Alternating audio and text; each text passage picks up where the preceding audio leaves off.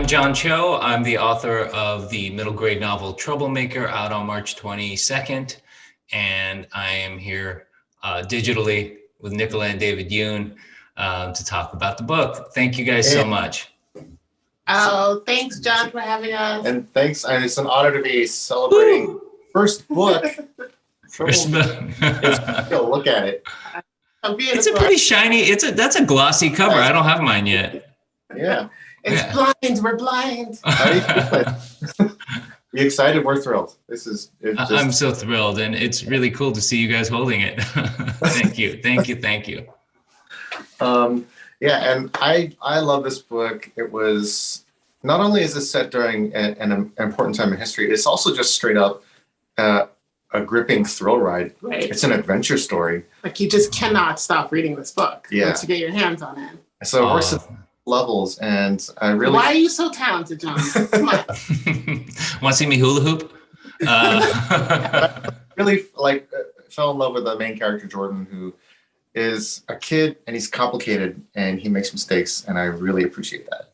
Yeah, we talked about this too. Like, I wanted to make him a screw up a little, because it was a little bit of a to my youth when me and my Korean screw up friends, all my compadres, we heard about mythical Peter Kim in Cerritos who got 1600 on his SAT, and we really disliked Peter Kim in Cerritos for turning the screws on us. And so I always knew I wanted to make a fumbly 12-year-old at the center of the book.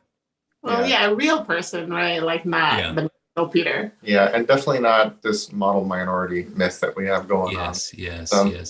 Let's get into the book. I mean, I was so interested that, we all know you from your films and everything, that you decided to go into writing a book, and not just any book, but a middle grade novel. So what was your motivation then? Well, like a lot of people, I think, I became a reader, an avid reader during those years. And I was also moving around a lot as a kid, and frequently, didn't know, was a new kid in school a lot and didn't have a lot of friends during those years. And also it was exacerbated by the fact that I was the only Asian kid usually. And so books were, my escape room. They were my fort. I really feel like they saved me. And I always cite the Little House on the Prairie books as my first real love affair with a book. I think being an immigrant, those books about pioneer life really spoke to me, and being alone out there, it felt like we were alone, the only chose in America. And that's why I thought maybe I was suited to do it. I was also an English major, and taught English, for a year after college. Mm-hmm. Wow. I mean, I always assumed that you grew up in LA, but I guess you kind of grew up all over the country. Yeah, Houston was my first American home, and then Seattle, and a couple locations in the Bay Area, and finally Los Angeles, or Glendale specifically. Nice. Okay. So has this story been in your head for a while, or the desire to write been in your head for a while, or no? Happened? It was really the events of 2020 that made me think about this particular story, and I think it was the fact that our children were locked in the house with us because of COVID, and they were watching everything we were watching on the news, and with George Floyd and the Black Lives Matter protests and the anti-Asian violence, and they were watching us call grandma and grandpa about their walks and telling them to be careful and all that stuff. And so I guess that made me think, wow, I thought maybe my parents would have had this conversation with me, but I would never have to have this kind of conversation with my kids. And here we were. And so that led me to kind of think about the progress of the generation and the progress of the country. And watching George Floyd made me think about the LA riots and what had changed and what had not changed, and where we were going. Were we progressing or were we regressing? And so those things were all in my head, and I was thinking about that a lot, and primarily in the context of how do I talk about this with the kids, and that's why this story kind of came to me, I think. Have the kids read it? Sorry. Yeah, I mean, I was going to ask, like, I forgot how old your kids are. You have two, right? Yeah, they're 9. One just turned 9, and one's about to turn 14. So, Cool. 14. Yeah. Ours is 9. Yeah, ours is 9 and 14. I'm And they both read it, and I got a thumbs up and a good job, Daddy. Good. Yeah. I was really happy. The 9-year-old was the one. I thought that the 14-year-old would played it pretty cool, but the 9-year-old read it on her own, and I would walk into a room and see her kind of making progress, and over a week she finished it and said, "Good job, Daddy." So that's the best, bro. Yeah, it was pretty good. It was pretty good. Best audience. But I imagine she had a bunch of questions about like why was this happening? Why was Jordan running around the city as it was kind of falling apart? I think all the kind of the questions weren't after the book. It was because I was discussing with my wife. I don't know if you guys do this, but we discuss. And that was a joke because you're both writers, but I was discussing with my wife all the time. And so they were around. It was quarantine years, so they were around. And so we had a lot of those discussions over the year that we were writing. Yeah. I think one of the things that we have found, especially writing books with tough topics sometimes, is that people tend to think that kids aren't ready for these discussions or for the tougher subjects. And I always think that that's such the wrong sort of act to take, because the fact is they're still going through it. They're just going through it for the first time. If anything, they need us more than the adults do, right? They need someone to hold their hands and talk about these things. As a guide. Right? I mean, because they're true. And we do need to talk about them. There is I found this with my parents, and I don't know if it was a Korean thing, but like there was this assumption that once you became an adult, you would have all these conversations. But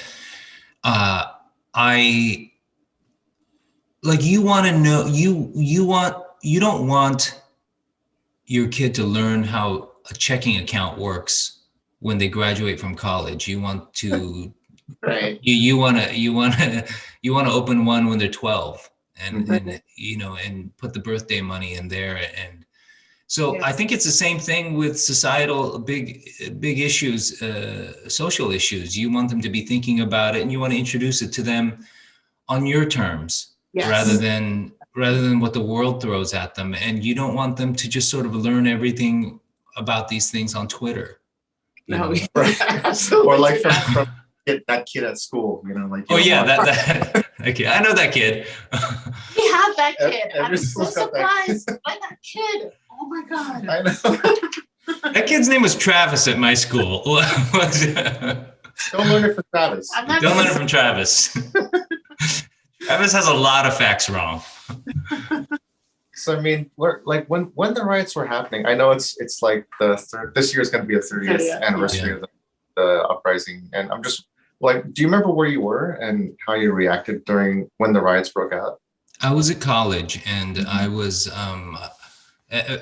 my first thing was call the parents, as I recall, and saying, "Were you in Koreatown? Are you safe at home?" Yeah. And then after that is, "Do we know anyone?" And we didn't, thankfully.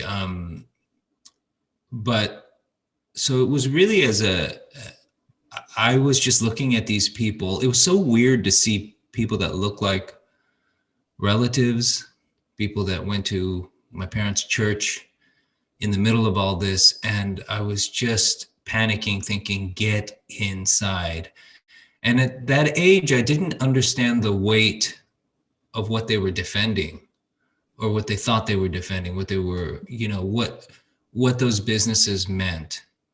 It was hard for me to conceive of that. It was their whole, it was everything, all their savings, it was their future, it was college, it was, the house.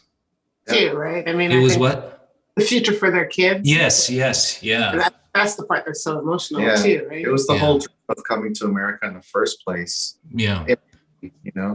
I mean, I'm sorry, David, what were you saying? I was freaking out too, because you never saw Korean Americans, much less Asian Americans on TV. And then all of a sudden, the first time you do, it's in this situation. And my mind was just being like stretched in a million different directions. Did you have an understanding, either of you, of why the riots were happening? Like, what was your sense of history, like the context for the uprising at that point? Yeah, I barely had any context. I knew there was a Rodney King tape. I knew that a reason to get, upset at the police and the justice system. And I knew that rioting is something you do when you have nothing else left that you can do. But at the same time, I didn't understand anything about the history of redlining. I didn't understand the history of Korean immigration and the laws surrounding that, and who got to get into the country first, or even the history of Korea. Like, I didn't know that it was basically under martial law up until the 80s. I had no idea. So a lot of this stuff for me, it just came out of nowhere. And I was mostly baffled by it. And it was shocking that I knew so little about everything leading up to this event. I was really disappointed in myself and in school and a lot of things on a lot of levels. Wow, you're saying everything that I experienced, and the only thing that I could, the dots that I could connect were the Latasha Harlins murder, and the Rodney King beating, and then obviously the acquittal was. I did not see that coming, and was. It seemed like such a layup. That was such the shock of that moment was. That was the first time you saw this crime being committed on tape, caught on tape. Yeah.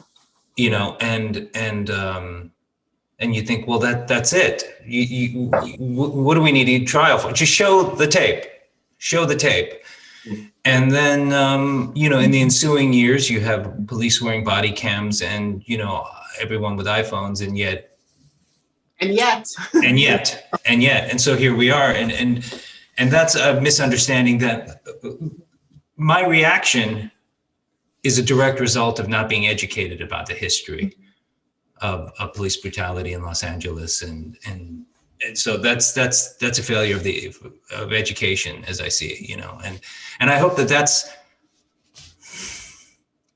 if there's one bigger thing that I think that I hope kids will look at is this event happened, maybe ask some questions about what were events 1 through 1,000 that led to this, Well, the good thing for Jordan is that over the course of one crazy night, he gets to learn a lot about what the riots represent and what they were.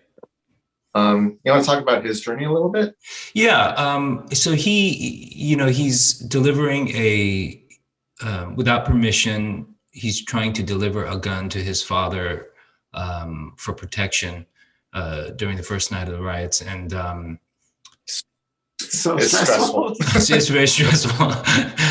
But one thing that for whatever reason, I wasn't even sure at the time why, but right at the outset, I said, I don't want to wade into the riots themselves. And for me, it was trying to draw a contrast between what had spurred him to this, to make this ill-advised decision, which is really the news. It was the media. And it made me think, even at the time, I was like, they are showing this Latasha Harlins murder a lot on TV. And she is a girl. Yeah. This is nuts that they're showing this on TV. Remember at the time when we were kids, there was like that Faces of Death. That was like banned, right? Those were real deaths and you couldn't show those. And yet here they were showing this murder on the news all the time. And so it was For me, I wanted Jordan to have an experience that contrasted, that was in contrast to what he was seeing on the news, which had whipped him into a state of paranoia. Mm-hmm. And so it was always going to be, well, he has to meet real people. And so then we kind of worked that way and said, who might he meet on this journey, and what could realistically take place between an adult and a kid. I mean, yeah, it's this fantastic like web of, there's kindness and then messes up and you're like, no, Jordan, but then he somehow gets out of it, and then he finds a little oasis, but then he screws that up too. And it's just like this nonstop roller coaster of action and mishaps, but his intents are good. That's the thing about Jordan that I really loved, is that his heart is in the right place. He's just kind of doing it all wrong. I guess that's what was really most like me was I did feel like I screwed up a lot, but I remind this about my teenage boy, who sometimes makes me nuts, but he's trying. And I wanted to keep that in mind. And I guess that's what the title was about too, who is a troublemaker, and what does that label mean when we put that label on a kid, and what that does to their identity. And, but yeah, he's got good intentions. But it's that crossing over into adulthood and how awkward that can be when the ideas are so big and you're trying to be brave and go in there, but you don't have all the tools yet. So I certainly felt like that at that age. Yeah, I mean, and just to go back to, why books like this are so terrific, because they can act as a guide, right? Because we all screw up, right? We all make mistakes, right? And mostly people are good, right? Like mostly people will do the right thing if they know what the right thing is. And or like they want to do the right thing. They do, right? Like mostly, I mean, not everyone, obviously. Our former president, for instance, but sorry, we can stop that. But mostly people want to do the right thing. Right, yeah. And so, when we have adults and books like this as a guide to help you ask all these questions and make the mistakes, then, I mean, that's only good, right? Yeah. And I'm just wondering, like, to that, like, what, in line of what Nikki said, like, what do you hope that people will get out of this book after they've finished reading it? Because I know what I got out of it. I don't want to spoil anything about how it ends, but without spoiling that part.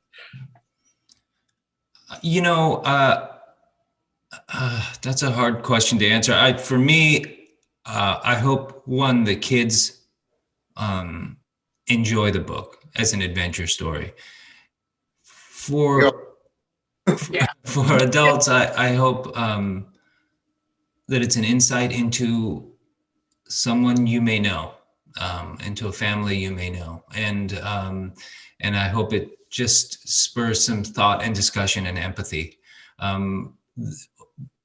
Beyond the politics were setting, but the emotional intent for me was to create a loving portrait of a Korean family. And if that's accomplished, then I kind of, the other stuff is okay if I miss the mark on it. The most important thing was to create a portrait of a loving Korean American family. And you did. I mean, you did it so beautifully. But I have another question, right? Yeah. So, you're obviously an actor, and that's an artistic journey and a creative process. Oh, he's an actor too? Shut up. Hey, man. I played the parking valet in Flintstone's Viva Rock Vegas, I'll have you know. And that was the highlight. What? Absolutely. Of your career. There's a deep cut. Deep cut. Super fans only. But I guess my question is, obviously acting fulfills part of your creative spirit. How do you feel like writing this book, filled your creative spirit, and how is it different? Oh man, I was talking about this with David the other day, but what I did not see this coming, but I feel so good to have taken, it feels so good to have taken something from an idea to completion, to its completion. And that feels fulfilling in a way that I've not experienced before. And as an actor, you come in for the middle part. You're absent for the preparation. You're there for the photography, and then you go away as they finish the film. And so you're right in the sweet spot, and that's the really fun spot and the intense spot. But so I've never felt ownership of anything in this way before, and it has made me feel like, wow, what else can I start and finish? And so it's given me some confidence in other areas, and I'm excited about sort of the late stage of my life in a way that I didn't feel a couple of years ago. Oh, that's wonderful. Yeah. And I mean, I was always curious, what was it like? I know you worked on this with Sarah Sook. Yeah. What was that like? What was the collaboration process like? You know, I've never met her in person, which is nuts. But it was a Zoom romance, and but it was so great. And I knew that I needed someone. And one of the things that I realized about being an actor, I was like, this is my first book. I didn't think that I was going to use a co-writer when it was going to be something else. When we came upon this topic, I said, I think I need somebody. Mm-hmm. One is, there's a lot of things I need to talk out. And that's how I have learned over the years that I work out issues is I need a partner to talk things through with. And I knew there were going to be a lot of questions about how to present things to a young audience. And then there were, I wanted to broaden, I knew I wanted to put a lot of my own family memories in this. But I wanted confirmation also that this wasn't just my family. And I wanted someone to also contribute their family memories. So what we did was just email back and forth, email pages, Zoom, talk on the phone. So I'm not really sure how it happened, to be honest with you. It was such a blur, but I was working on a show at the time, so it was bananas. It was just car rides to set, car rides home, on the phone, lunchtime Zooms. So somehow it got done. I mean, I find that anyway, both Dave and I collaborate all the time, and we just talk to each other. Like, I will be stuck on something, and I'll just like, honey, please, for the love of God, talk to me about this. She'll text me from the room next door. It's really sad. I text them from my office and say, help me with the scene in this book. Yeah. Right. But even after you make a thing, honestly, it's like childbirth. Like, I just don't remember how I made the book. Like, every time it's new, you're just like, how did I do that? I don't know. I was smart. Yeah. People will quote stuff on Instagram or whatever, and I'll be like, I don't remember writing that. You know, I think there's a traumatic, that's a way for your brain to deal with the trauma, is to, my wife is, with the second kid, I was like, she's like, they make you forget. They do. Those little cute little faces, they make you forget how hard it was. So then you'll have they put a spell on you. That's a trick. No, it's true. Because every time you look at a blank page, you're like, why am I doing this to myself? This is terrible. Again? And then you do it again every time. Welcome to the world of writing, John. I don't know how I could do it on the computer solo now. I'm like, I really, this talking through thing is so helpful. Because I have tried writing solo at a computer and have failed. You get to a spot. And it gets whatever it gets you to finish the book is the thing, right? Mm-hmm. So if you want to talk to someone, then just do that, right? Like, why? There's no one way to do it, right? Yeah, she talks to me all the time about her stuff. Just all the time. I hide in my cave for months and months and months, and then I come running. Emerge, fully formed. Fully formed, completely wrong. Yes. But I mean, do you want to do this again? This whole crazy book experience? I think I would. I'm not sure what, but I think I would like to do it again. And like I may live to regret those words, but but it's just I don't even know how to process it right now because it all happened so fast, and now I'm putting it out in the world. But like I said, the feeling at the end of having shepherded something from beginning to end is so special. I want to chase that again. Mm-hmm. Yeah, that does not get old. The having made something like a complete thing does not get old. But speaking of making things, what about making a movie from Troublemaker? Because this is cinematic as hell. I could see every second of it. I was in the city at night. It was very visceral, you know. I had to put it down because I was just stressed out. It was so stressful. It was awesome. Yeah, So I think that might be in the works, and I don't have anything to announce yet. But we're talking about it, and cool. We'll see what happens. Puppets. It's going to be a puppet show. So innovative.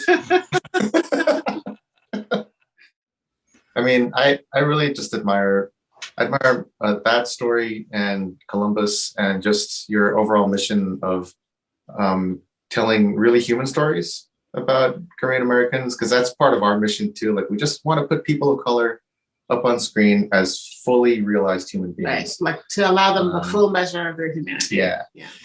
Yes, it is weird, and it's funny because it's not something I kind of made explicit like you guys for myself, but it is the thing that I keep coming back to when I'm looking at scripts, and I go, what do I really want to do? And what speaks to me is always a human portrait of people who you might not always get in that fashion. The ones that I always see, that who still have like the same hopes and dreams, the same like goofiness, the same, you know, just smarts and love and make mistake and get into trouble.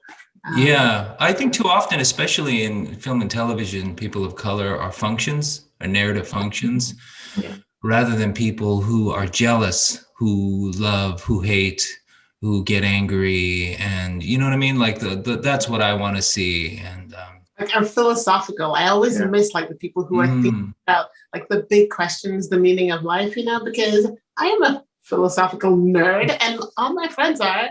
And so I know we exist. So where are we? Like, where are they? And where are the kids who make bad decisions, you know, and make mistakes and have to learn from them? By the way, I really mean this. One of the gifts of this book is meeting the two of you, and I'm really honored to be your acquaintance. And I mean that, and I think there's no crime at all. Okay, all right. Good. Take it or leave it. No, but thank you so much. We're so thrilled to we've been obviously fans for a long time, but just to actually get to know you and see how your brain works and how thoughtful you are. It's just been, you know, they say don't meet your heroes, but sometimes you should. Hey. This time it worked out in spades. I mean, we've been a fan since before Harold and Kumar, and just that movie meant so much to us. It really did. Not just because it was funny and silly and wildly entertaining, but it was like what we're talking about. It's showing, you know, a couple of people of color just being themselves and allowing the full range of their emotions. We can be idiots too. Yeah. Yes. And podcast was delicious. Thank you so much. So when does the book come out? Let's remind everyone. It's out March 22nd, and apparently there's something called pre-ordering. Which one? Yes. Yes. Yes, there is something called pre-ordering. Go pre-order, everyone. Now is the time. Hit the button and get it first. Be the first kid on your block to have one. Exactly. And it's available pretty much, I'm guessing, everywhere. Everywhere? Everywhere, right? Yeah. Awesome.